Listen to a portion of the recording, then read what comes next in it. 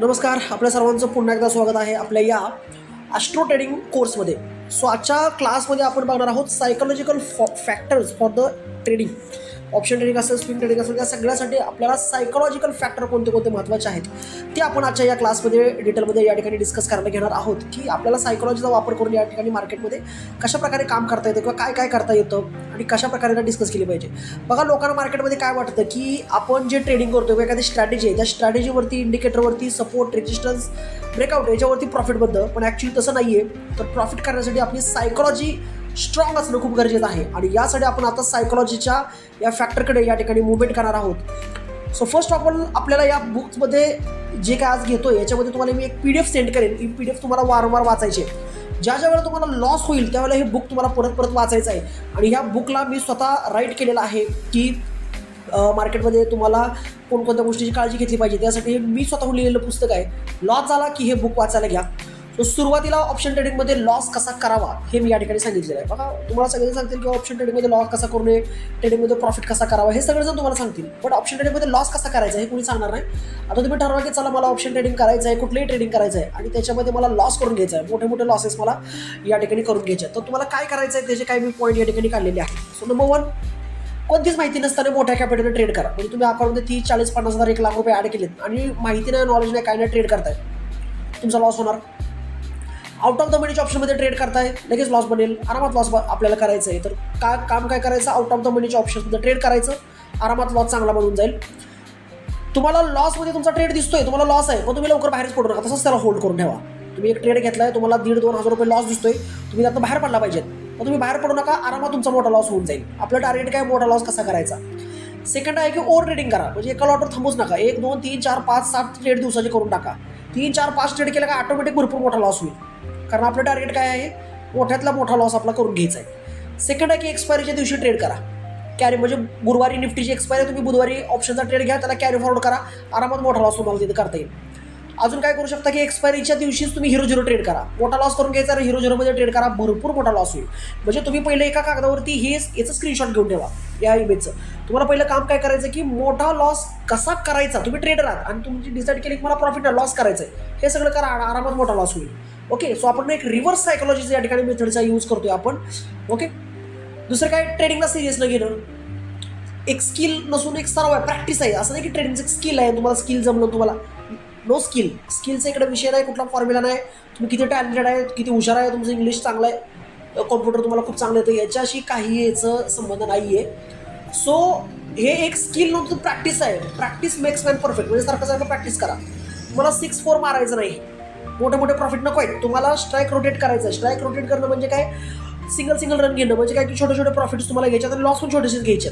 Okay, so निफ्टीच्या एका लॉटमध्ये तुम्ही trade करताय तर तुमचा जो लॉस आहे तो 1500 ते 1800 रुपयाच्या दरम्यान पाहिजे, प्रॉफिट आहे तो 2000 रुपये पाहिजे. हा रिस्क रिवॉर्ड रेशो आपल्याला मॅनेज करायचा आहे. दुसरा आहे की आपलं कॅपिटल म्हणजे आपला खरा बिझनेस आहे की तुमचं कॅपिटल तुम्ही वाईपअप केलं, तुमचं कॅपिटल संपलं की तुमचा बिझनेस जागेला संपला. म्हणून पहिलं टार्गेट आहे कॅपिटल वाचवायचं आणि कॅपिटल जर वाचवायचं आहे तर लॉस छोटा घ्यायला लागेल. लॉस मोठा घेतला की कॅपिटल तुमचं निघून जाणार.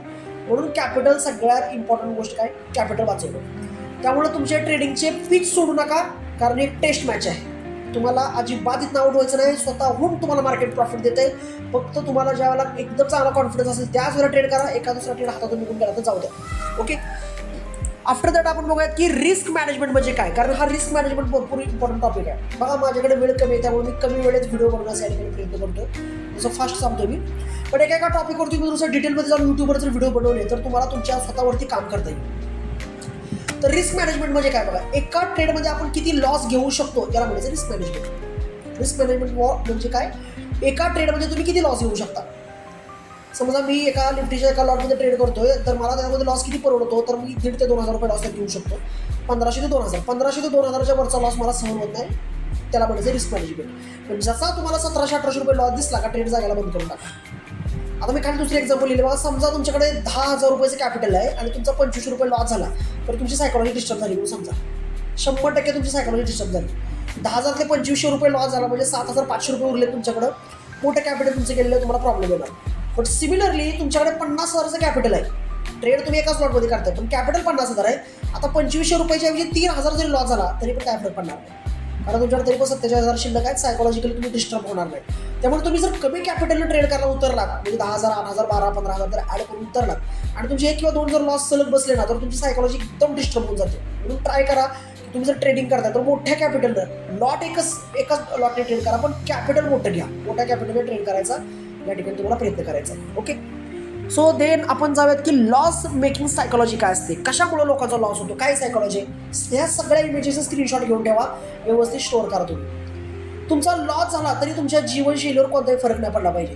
तुमची जी लाईफस्टाईल त्यावर कोणताही फरक पडायला पाहिजे. तुम्ही टेन्शनमध्ये नाही आला पाहिजे, प्रेशरमध्ये नाही आला पाहिजे, घरी आदळआपट नाही केली पाहिजे. तुम्ही ट्रेडिंगसाठी जे कॅपिटल तुम्ही वापरता ते कॅपिटल कधी क्रेडिट कार्डमधून घेऊ नका, लोन काढून पर्सनल लोन वगैरे असे लोन काढून घेऊ नका, मित्राकडून नातेवाईकडून उसने पासले घेऊन ट्रेड करू नका. तुमचे कॅपिटल स्वतःचे असले पाहिजे आणि पैसे गेले तर काय फरक नाही पडला पाहिजे. अशी तुमची सायकॉलॉजी असेल, मेंटॅलिटी असेल तर तुम्ही सायकॉलॉजिकल व्यवस्थित स्टेबल राहू शकता.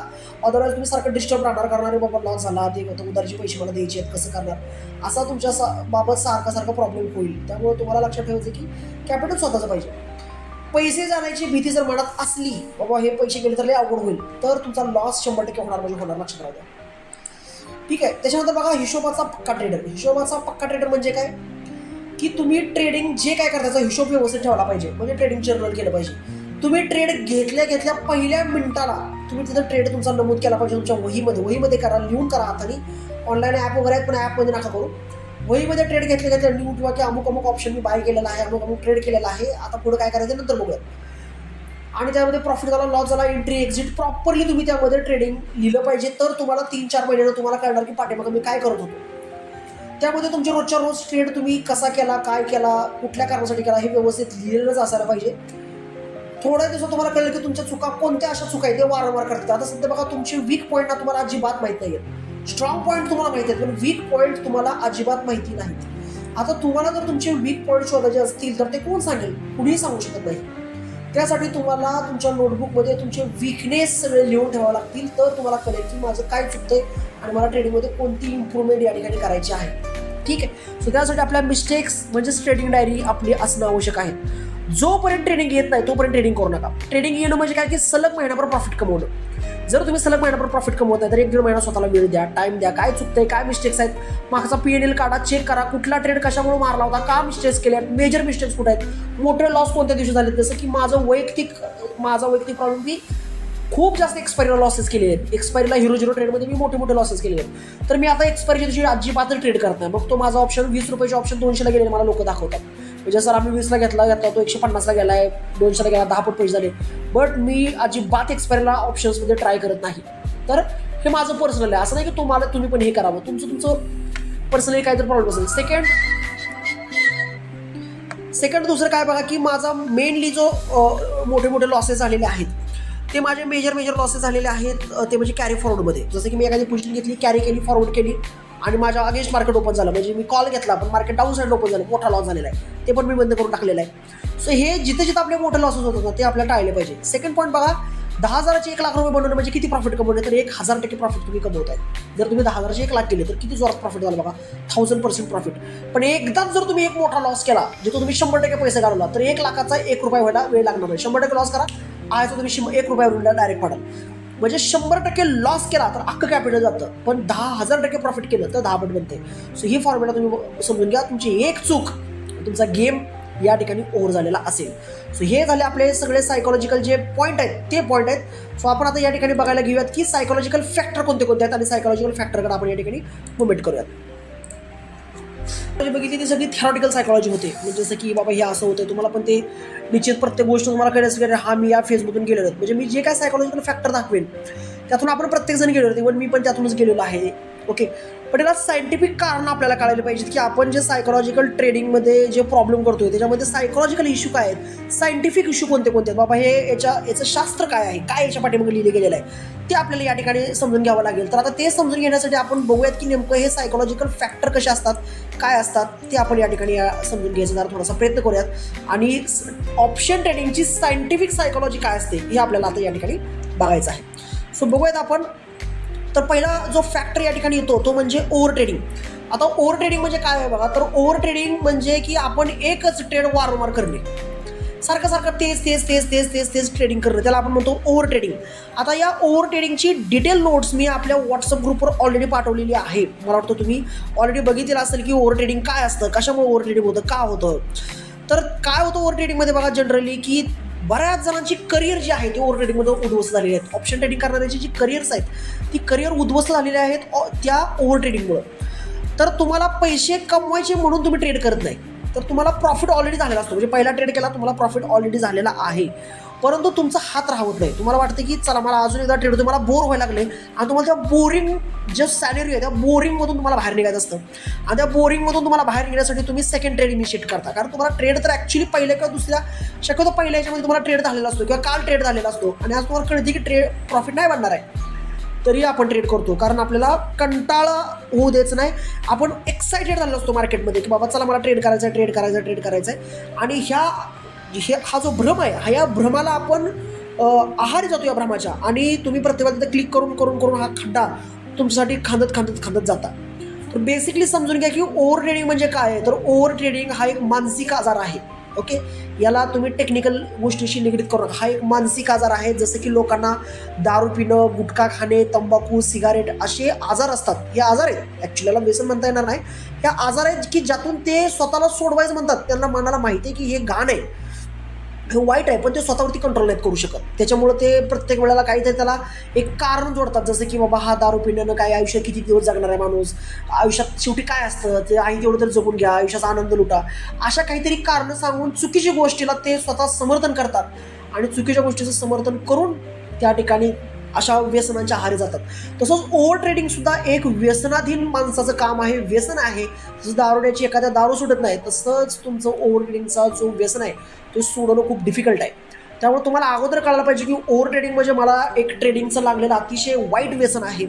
आणि या व्यसनातून जर आपल्याला बाहेर पडत असेल तर तुम्हाला एक रूल फॉलो केला पाहिजे, जो मी वारंवार सांगतो, 1 लॉट 1 डे 1 ट्रेड. एका दिवशी एका लॉटमध्ये ट्रेड करा आणि एम करा की मला 20,000पासून 1,00,000 रुपये बनवायचे आहेत. आणि ते बनल्यानंतर मात्र तुम्ही दुसऱ्या ट्रेडला मग या ठिकाणी स्वतःला कन्सिडर करू शकता. सो ओव्हर ट्रेडिंगला आपल्याला टाळायचं आहे. तर हे टाळण्यासाठी तुम्ही स्वतःच्या मनाला सांगा की ओव्हर ट्रेडिंग म्हणजे एक मानसिक आजार आहे आणि मी मानसिक रोगी बनलेलो आहे. हे सांगितलं तर तुमचं ओव्हर ट्रेडिंग थांबू शकतं. कारण दुसरा ट्रेड लागला तर तुम्ही स्वतःच्या मनाला जर तुम्ही सिग्नल दिला की मी परत त्या मानसिक आजारामध्ये अडकलेलो आहे आणि परत तीच समस्या माझ्याबाबत उद्भवलेली आहे, एकच प्रॉब्लेम, एकच गोष्ट, एकच घाण मी वारंवार करत आहे आणि हे मला परत करायचं नाही, हे जर तुम्हाला कळालं तर एकदा दोनदा तीनदा तुमच्याकडून होईल ओव्हर ट्रेडिंग, बट हळूहळू तुम्ही त्याला कमी करू शकता. त्यामुळे ज्या नोट्स बनवणं गरजेचं आहे, लिहून ठेवा की माझ्यामध्ये एक प्रॉब्लेम आहे, मला एक मानसिक आजार झालेला आहे आणि त्याचं नाव आहे ओव्हर ट्रेडिंग. बघा मी या ठिकाणी मी पण स्वतः ट्रेडिंग करतो, असं नाही की मी फक्त शिकवतो, मी पण ट्रेड करतो, पण माझे खूप कमी ट्रेड असतात आणि याचं कारण आहे की मी ओव्हर ट्रेडिंगवरती विजय मिळवलेला आहे. तर मी अजिबात ओव्हर ट्रेडिंग करत नाही. दिवसाचे हार्डली 2 ट्रेड मिळतात. आणि जर एखादा इव्हेंट बनत असेल, जसं की युद्ध लागलेलं असेल किंवा रेपो रेट कटच्यामध्ये इव्हेंट होता किंवा बजेट असेल, तरच माझे 2-3 ट्रेड बनतात खूप कमी कॅपिटलवर रिस्क मॅनेज करून. अदरवाईज तर मी डेलीचा एक ट्रेड, डेली म्हणण्यापेक्षा आठवड्याचे 4 ते 5 ट्रेड फक्त मी या ठिकाणी करण्याचा प्रयत्न करत असतो. एवढ्या कमी ट्रेडिंगवरती मी स्वतः काम करतो. तर मी तुम्हाला सगळ्यांना एकच गोष्ट या ठिकाणी सजेशन करीन की कमीत कमी ट्रेडिंग करायचा या ठिकाणी तुम्ही प्रयत्न करा. सो दुसरा आहे की ओव्हर ट्रेडिंग टाळण्याचे काय काय उपाय आहेत आपल्याकडे, कोणकोणते असे उपाय आहेत ज्यातून तुम्ही ओव्हर ट्रेडिंग हे टाळू शकता. ओके, तर ओव्हर ट्रेडिंग टाळण्यासाठी एक प्रॉपर प्लॅन बनवा, योजना बनवा, ट्रेडिंग स्ट्रॅटेजी आणि रिस्क मॅनेजमेंट प्रॉपरली फॉलो करा. सेकंड आहे स्टॉप लॉस वापरा. प्रत्येक ह्याच्यामध्ये तुमची लॉसची मर्यादा ठरली पाहिजे की याच्यावर मला लॉस नाही घ्यायचा. बस स्वतःचे इमोशन्स तुम्ही कंट्रोल करा. ग्रीडी पण होऊ नका आणि फिअर पण होऊ नका. इमोशन्स पण कंट्रोल करा. लोभ तुमच्यात आला नाही पाहिजे आणि अजिबात घाबरून पण जाऊ नका. केवळ डिसिप्लिन ट्रेडिंग करूनच तुम्ही मार्केटवरती कंट्रोल करू शकता. आता डिसिप्लिन म्हणजे जस्ट 1 मिनिट, सॉरी, डिसिप्लिन म्हणजे काय, तर तुम्ही ठरवलं पाहिजे की मला एका दिवशी किती ट्रेड करायचं, त्याला म्हणायचं डिसिप्लिन. तर मिलिटरी डिसिप्लिनचा फॉलोअप घेणं या ठिकाणी गरजेचं आहे, तरच तुम्ही याच्यामध्ये सक्सेस मिळू शकता ट्रेडिंगमध्ये. सो पहिला आजार जो आपण बघितला तो म्हणजे ओव्हर ट्रेडिंग. सेकंड जो आजार आपल्याला लागून येतो तो म्हणजे होल्डिंग द लॉसमधल्या पोझिशन होल्ड करून ठेवलं आणि प्रॉफिटमधल्या पोझिशन विकून टाकलं. म्हणजे जसा की तुम्हाला प्रॉफिट दिसला का तुम्ही लगेच बस भरपूर आले लगेच विकून टाकायला, आणि लॉस म्हणजे मला कसा काय लॉस होऊ शकतो मी तसंच त्याला ठेवणार. तर एक बेसिक सगळ्यांची सायकोलॉजी, असं नाही ह्यात कोण वाचलं, सगळ्यांचं हे असं होतं. पण आपल्याला जर माहीत असेल की हा एक डिसीज आहे, डिसीजेस म्हणजे आजार, हा एक आजार आहे आणि मला याच्यातून बाहेर पडायचं आहे हे जर तुम्हाला कळालं तर तुम्ही लॉस कधीच होल्ड करणार नाही. सो एक्झॅक्टली उलटं करा की तुम्ही तुमचा लॉस आहे तो अजिबात होल्ड करू नका, त्यातून एक्झिट करा आणि प्रॉफिटला होल्ड करा. ठीक आहे. तर ह्याच्यावरती मी डिटेल जे मला काय वाटते ते मी पूर्ण टाईप केलेलं आहे. मी पहिले हाताने लिहिलेलं आहे वहीमध्ये, त्या हाताने लिहिलेलं टाईप केलेलं आहे आणि तुमच्या व्हॉट्सअप ग्रुपला, ॲस्ट्रो ट्रेडिंगच्या व्हॉट्सअप ग्रुपला सायकोलॉजीवर ह्या प्रत्येक गोष्टीवर डिटेल आर्टिकल मी लिहिलेलं आहे. सो ते वाचा, तुम्हाला अजून व्यवस्थित कळेल. तर लॉस होल्ड करायचा नाही, हा एक महत्त्वाचा आजार आहे, लक्षात ठेवा. आपण ह्याचे पण रोगी झालेलो आहोत, त्यामुळे तर आपला लॉस होतोय, त्यामुळे तर आपण सक्सेस होत नाही. सो लॉस अजिबात होल्ड करायचा नाही आहे. सेकंड आहे एन्झायटी. सो एन्झायटी म्हणजे काय हेच बऱ्याच जणांना माहीत नाही आहे की एन्झायटी काय असतं. तर एन्झायटी म्हणजे एखाद्या गोष्टीची विनाकारण भीती वाटणं. एखाद्या गोष्टीची जर तुम्हाला विनाकारण जर भीती वाटते तर त्या भीतीला म्हणायचं एन्झायटी. आता तुम्हाला भीती कशी वाटते बघा, एन्झायटी मग कशी होती. इफ जर तुम्ही दुसऱ्याकडून पैसे घेऊन ट्रेड करत असाल तर तुमच्या ते एन्झायटी राहणार आहे. अचानकच तुम्हाला सकाळी 8लाच वाटणार की आता मार्केट चालू होणार आहे, लगेच मी ट्रेड करणार आणि थोडा जरी तुम्हाला प्रॉफिट झाला तुम्ही ते एन्झायटीमध्ये लगेच बुक करणार. आणि जर तुम्हाला लॉस दिसला तर एन्झायटी एवढी वाटतं की बाबा लॉस कसा झाला, काय झाला, हे ते काहीतरी करून द्यावा मला, आपलं बाहेर काढ, हे कर, असं तुम्ही प्रार्थना करायला सांगू शकता. तर एन्झायटी एक सिरियस इश्यू आहे. ह्याच्यावरती पण मी डिटेल या ठिकाणी लिहिलेलं आहे. मग मी तुम्हाला म्हणेल की तुम्ही यूट्यूबवरती एक चांगल्या सायकोलॉजिस्टचं बघा की एन्झायटी काय असतं आणि एन्झायटी या आजाराला पहिला समजून घ्या. एन्झायटी आजाराला समजून घेतल्यानंतर तो आपल्यामध्ये आहे का हे चेक करा. प्रत्येकाला काय वाटतं नाही मला हा आजार झालेला नाही. बेसिकली माणसाची सायकोलॉजी अशी आहे प्रत्येकाची की मला हा आजार झालेला नाही असं प्रत्येकाला वाटतं. बट लक्षात ठेवा की मी जे जे या ठिकाणी डिसीजेस दाखवतोय ते सगळे तुम्हाला आहेत. तुम्ही जे पण हा व्हिडिओ बघतात तुम्हाला सगळ्यांना हा आजार आहे, अदरवाईज तुम्ही हा कोर्स जॉईन केला नसता.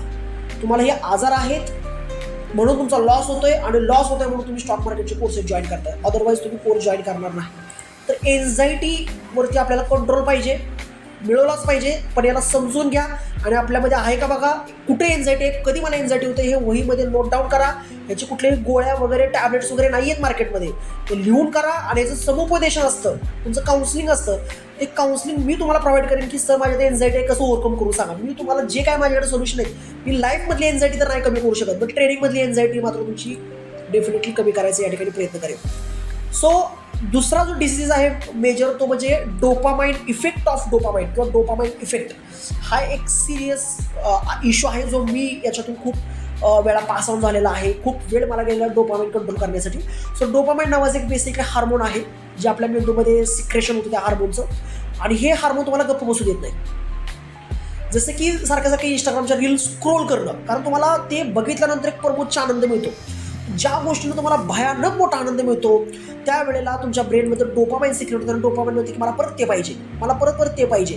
आणि त्यामुळे तुम्हाला ते तुमची बुद्धी प्रेरित करते की हे कर. तुम्हाला माहिती आहे की गोष्ट खराब आहे, वाईट आहे, बट तुम्हाला डोपामाइन बसून नाही देणार. जसं की दारू पिणारा माणूस, त्याला माहीत असते की दारूमुळे माझ्या घराचं खराब होणार आहे, माझं घर, माझी हेल्थ खराब होणार आहे, माझ्या फॅमिलीला प्रॉब्लेम आहे, सगळ्याला प्रॉब्लेम आहे, पण त्याच्या शरीरामध्ये डोपामाइन सिक्रेशन होतं आणि ती गोष्ट वाईट आहे, पण त्याच्या शरीराला, त्याच्या बुद्धीला ती गोष्ट सारखी पाहिजे असते.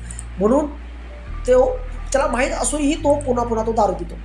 हे झालं वन स्ट्रक्चर. काय झालं बघा, क्रिकेटची आवड, जसं मला क्रिकेटची आवड आहे, तर क्रिकेटच्या मॅच बघितलं का माझ्या ब्रेनमध्ये डोपामाइन सिक्रेट होतं आणि मला सारखे त्या मॅचेस बघू वाटतात, सारखं क्रिकेट बघू वाटतं. जसं की इंस्टाग्रामवरती रील्स तुम्हाला बघायला आवडतात, कारण डोपामाइन सिक्रेशन होतं. एखादं चांगलं सॉन्ग तुम्ही ऐकता, डोपामाइन सिक्रेट होतं, त्यामुळे तुम्हाला सारखे एकच गाणं असतं जे तुम्ही कधी 10 वेळा ऐकता. सगळ्यांनी हे केलं, 10 वेळा 20 वेळा आपण एकच गाणं सारखं ऐकतो, कारण का तर ते गाणं ऐकलं का तुमच्या मनाला शांत वाटतं, मस्त फील येतं, सिक्रेशन होतं, हार्मोन रिलॅक्स. जसं की बघा वेगवेगळे ड्रग्सची नशा करणारे जे लोक असतात त्यांचा मेन प्रॉब्लेम असतो डोपामाइन. सो ज्यावेळेला त्यांना रिहॅबिलिटेशन सेंटरमध्ये पाठवलं जातं त्यावेळेला त्यांना डोपामाइन म्हणजे लेस डोपामाइन होण्यासाठी काही इंजेक्शन प्रोव्हाइड केले जातात, काही पावडर्स त्यांच्या जेवणामध्ये टाकले जातात आणि तिथून त्यांचं डोपामाइन सिक्रेशन कमी होतं. म्हणजे तुम्ही ऐकलं असेल की दारू सोडवण्यासाठी व्यसनमुक्ती केंद्रात पाठवतात आणि मग औषधं दिली जातात, गोळ्या, तर ते फक्त डोपामाइन त्यांचं जास्त रिलीज होऊ नये म्हणून हे केलं जातं. बट आपलं बॉडी 10x स्पीडनं 20x स्पीडनं डोपामाइन आपल्या बॉडीमध्ये रिलीज करतं. सो डोपामाइनला समजून घ्या. तुम्हाला प्रत्येकाला डोपामाइन इश्यू आहे, त्याच्यावरती तुम्हाला काम करायचं आहे आणि तुम्हाला ज्या गोष्टींना आनंद मिळतो ती गोष्ट तुम्हाला कमी करायचं आहे. बेसिकली ट्रेडिंगमध्ये तुम्हाला कशामुळे आनंद मिळतो, तर सारखे पुन्हा प्रॉफिट बघायला आवडतात, मग तुम्ही ओव्हर ट्रेडिंग करणार. सो डोपामाइनमधून तुम्हाला या लूपमधून, डोपामाइनच्या लूपमधून तुम्हाला बाहेर पडायचं आहे. So basically each and every ट्रेडरचा प्रॉब्लेम आहे. हे जे मी तुम्हाला सायंटिफिक क्लू सांगतोय, अशा सायंटिफिक क्लूज भरपूर आहेत. हे डिसीजेस आहेत ते 20-25 डिसीज आहेत, पण ट्रेडरला होणार त्याचे 5 किंवा 6 आहेत मेजरली, जे ट्रेडर्स लोकांना होतात. आणि त्याचा एक जरी डिसीजेस म्हणजे तुम्ही अडकला असेल, म्हणजे एका जरी आजार तुम्हाला आता झाला असेल, दॅट्स इट, तुमचा अकाउंट प्रत्येक वेळेला तुम्ही वाईप अप करणार आहे. वाईप अप म्हणजे 10,000 20,000 चालू कराल, 50,000 कराल, परत 50,000वरून तुम्ही 5,000 वरून बसाल. सो हे वारंवार तुमच्यासोबत होणार because of this diseases. Okay. So second आहे फोमो. फोमो म्हणजे fear of missing out. That means एखादी गोष्ट तुमच्या हातातून निघून जाईल याची भीती वाटणे, इट्स फोमो. जर की निफ्टीमध्ये एक मेजरली ब्रेकडाऊन झाला, सो ब्रेकडाऊन झालं तुम्हाला वाटतं की अरे आत्ता बाहेर खाली जाणार आहे, मी लगेच पी घेतो आणि तिथे मार्केट रिव्हर्स मारतं. कारण तुमच्याकडे सेटअपमध्ये तुमच्या बसलेलं नसतं, पण तुम्हाला भीती असते की खाली जाणार. जसं की मी रिव्हर्सल टाईम दिला की 10 वाजून 15 मिनिटाचा रिव्हर्सल टाईम आहे किंवा मार्केटवर जाणार, तुम्हाला 10-15ला ट्रेडच करावा लागतो. नाही केलं तर रिव्हर्सल फोमो माझ्यातून हा ट्रेड निघून जाईल आणि तुम्ही 10-15ला बघता की मी कॉल घेतला असता बरं झालं असतं, हातातून निघून गेला. सो तुम्हाला फोमो तुमच्यामध्ये क्रिएट झाला आणि त्या भीतीने तुम्ही ट्रेड करता. बट बेसिकली मी जरी टाईम दिला आणि कुणी जरी टाईम दिला तर तुमच्याकडे एक सिस्टम आहे, तुमचा स्वतःचा एक सेटअप तुम्ही बनवलेला आहे. त्या सेटअपमध्ये त्या सिस्टममध्ये ट्रेड बसला तर ट्रेड करायचं आहे. माझं ऐकून ट्रेड करायची काही गरज नाही. मी जे बोलतो ते सेटअप्स जे रिव्हर्सल टाईम वगैरे ते सगळं तुम्हाला याच्यामध्ये मी कोर्समध्ये अख्या गोष्टी शिकवणार आहे. बट मी शिकवलेलं एंटायर नॉलेज सगळं फेल जाणार आहे जर तुमचं सायकोलॉजी स्ट्रॉंग नसेल, सायकोलॉजीवर तुम्ही काम केलेलं नसेल. त्यामुळे आपण सायकोलॉजीचा फक्त हाच बघा सेशन, टेक्निकली हा व्हिडिओ सगळ्यात मोठा बनणार आहे. अदरवाईज बाकीचे व्हिडिओ एवढे मोठे बनणार नाही. तर मेन डिसिजेस जे आहेत सायकोलॉजिकल, त्या डिसिजेसची लिस्ट तुम्हाला दिलेली आहे, याचा स्क्रीनशॉट घेऊन ठेवा. पहिला आहे over trading, FOMO, dopamine, anxiety आणि एक्झिक्युशन. एक्झिक्युशन म्हणजे एक गोष्ट आपण जे शिकलो त्याला प्रॉपरली एक्झिक्यूट नाही करायचं, त्या प्लॅनवरती स्टेबल नाही राहायचं, त्याला म्हणायचं execution, not less execution. So हे 5 आजारावरती तुम्हाला या ठिकाणी विन करायचं आहे. या आजारा आपल्याला होऊ द्यायची नाहीत. या फेजमधून तुम्हाला फक्त बाहेर निघायचं आहे. That's it, your trading going to very very successful. Okay. So मला वाटतं की आजचे व्हिडिओ सगळ्यात लेंथी होईल. इथून पुढचे व्हिडिओ मी ट्राय करेन की सगळे 15 ते 20 मिनिटामध्ये यावं, जेवढं तुमची मेंटॅलिटी राहते 15-20 मिनिट ऐकण्याची, बघण्याची. तर मी ट्राय करतो की प्रत्येक व्हिडिओ 15-15 मिनिटाचे करेन मी. मे बी व्हिडिओ 20च्या ऐवजी 30 होतील, बट व्हिडिओ छोटे छोटे करण्याचा माझा या ठिकाणी प्रयत्न आहे. सो आजच्या क्लासला आपण इकडे वाईप अप करूयात. उद्या आपण बघणार आहोत प्लॅनेट्स आणि प्लॅनेटरी स्ट्रक्चर आणि प्लॅनेटरी सायकल्स काय असतात ते आपण उद्या या ठिकाणी करतो. सो एक्झॅक्टली रिअल कोर्सला उद्यापासून आपला स्टार्ट होत आहे. तुमचा फाउंडेशन या ठिकाणी मी बनवण्याचा प्रयत्न केलेला आहे. आय होप तुम्हाला सायकोलॉजीचे फॅक्टर सगळे आवडलेले असतील. तुम्ही या सगळ्या गोष्टी नोटबुकमध्ये नोट डाऊन करा आणि सायकोलॉजीच्या सगळ्या फॅक्टरवरती, स्वतःच्या सायकोलॉजीवरती काम करा. दुसऱ्याच्या सायकोलॉजीवर काम नाही करायचं, स्वतःच्या सायकोलॉजीवर प्रॉपरली काम करा. त्यातून बाहेर निघायचा प्रयत्न करा, तर तुम्ही ट्रेडिंगमध्ये सक्सेस मिळवू शकता. सो तुम्हाला टेक्निकल प्राइस ॲक्शन हे शिकण्याची गरज नाही. तुम्हाला शिकायचं आहे प्रॉपरली वेल मेंटेन सायकोलॉजी. ओके. सो क्लासला इकडंच